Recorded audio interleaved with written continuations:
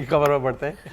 बंगाल में चुनाव के बाद शुभेंदु अधिकारी के कुछ और फैसले मैं आपको बताता हूं। ममता की फाइल कैसे पलट रहे हैं, मतलब ममता सरकार में लिए गए फैसलों की फाइल कैसे पलट रहे हैं, और ममता जी जो है अपनी पार्टी को एकजुट करने में अब कैसे लगी हुई हैं। ममता बनर्जी ने भवानीपुर में अपने घर पर विधानसभा चुनाव लड़ने वाले सारे उम्मीदवारों के साथ एक बैठक की, और इस दौरान ममता बनर्जी ने यह कह दिया कि जिसको टीएमसी छोड़कर जाना है वो चला जाए, मैं अपनी पार्टी एक बार फिर खड़ी करूंगी, और अगर जरूरी हुआ तो मैं अपने पार्टी के दफ्तरों की दीवारों का पेंट भी खुद करूंगी, मतलब कुची लेके भी पेंट मुझे करना पड़ेगा तो मैं करूंगी, लेकिन मैं पार्टी को टूटने नहीं दूंगी, मेरी पार्टी बनी रहेगी, और आपको जाना है तो चले जाइए। ये उनकी बात। अब दूसरा पक्ष, शुभेंदु अधिकारी ने एक बहुत बड़ा फैसला किया। शुभेंदु अधिकारी की सरकार ने राज्य के ओबीसी वर्ग को लेकर एक बड़ा निर्णय किया है।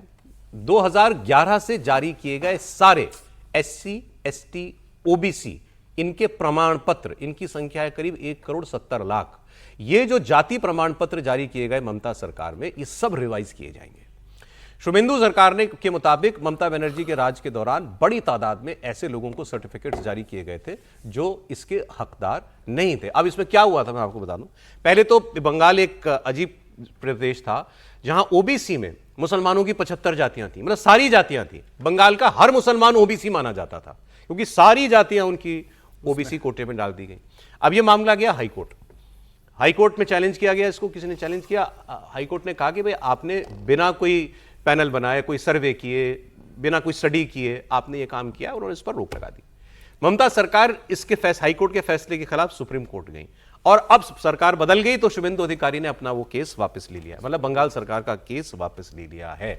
और ये बीजेपी का एक बड़ा पुराना मुद्दा रहा है कि ओबीसी में सारी मुसलमान जातियां कैसे हो सकती हैं। सर वही हो रहा है, उसी का रिवीजन है, वही बड़ा मुद्दा है, और उसी को लेकर ये फैसला किया गया। तो मतलब, और ये ठीक बात है कि उसमें मैक्सिमम जातियां, मुझे पता नहीं 75 है, हाँ, मतलब सारी की सारी कर ली, लेकिन 90% से ज्यादा उसमें शामिल कर। और तब से ये बड़ी कंट्रोवर्सी चल रही थी। बीजेपी ने इसको बड़ा इशू भी बनाया था, हाईकोर्ट ने भी उस पर जो रोक लगाई थी, चर्चा हुई थी, उसके बाद सुप्रीम कोर्ट गई।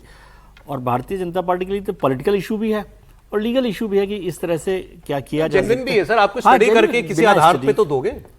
तो उस पर सरकार ने विड्रॉ कर लिया। इसका मतलब ये है कि वो पूरे उसको जातियों को रिव्यू करेगी। अब होगा क्या कि वो रिव्यू करेंगे, फिर उसमें से जब विड्रॉ होंगे तो फिर वही अदालती मामले में फंसेंगे।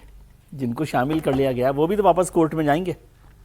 तो वो कितना कॉम्प्लिकेटेड होता है। लेकिन एक बड़ा फैसला जो शुभेंदु अधिकारी सरकार ने किया है, और इसके एक बड़े पॉलिटिकल रिपरकशंस भी हैं मेरे हिसाब से। अच्छा नहीं, लेकिन इसमें आगे भी तो जोड़ना पड़ेगा ना। ये आधा अधूरा कैसे चलेगा?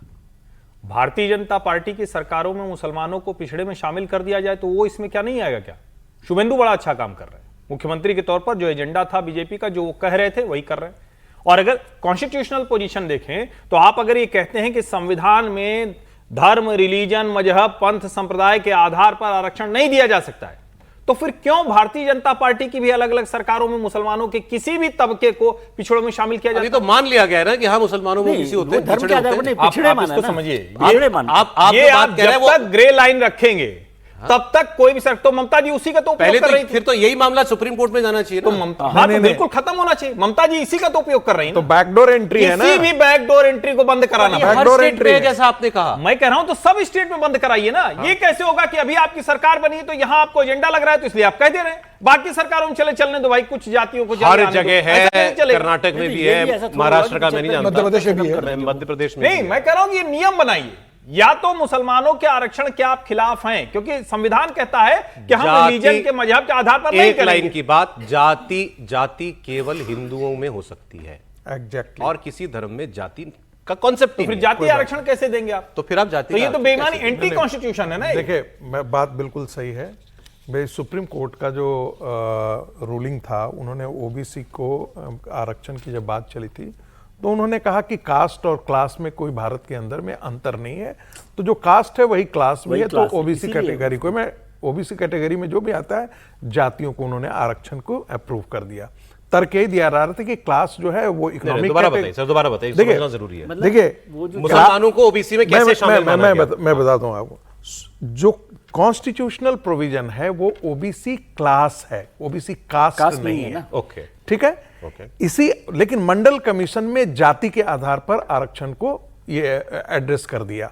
मंडल कमीशन को लागू कर दिया गया। मंडल जब कमीशन सुप्रीम ने ऐसे एक- ओबीसी एक के मिनट, डेफिनेशन क्या है? अदर बैकवर्ड कास्ट या other backward class? Other backward class. Other सुन लीजिए इसको पूरी गंभीरता से सुनिए। मैं कह रहा हूं बताएं, ये अच्छा है। अदर समझ में आने चाहिए बात। देखिए, कॉन्स्टिट्यूशन अदर बैकवर्ड क्लास की बात करता है।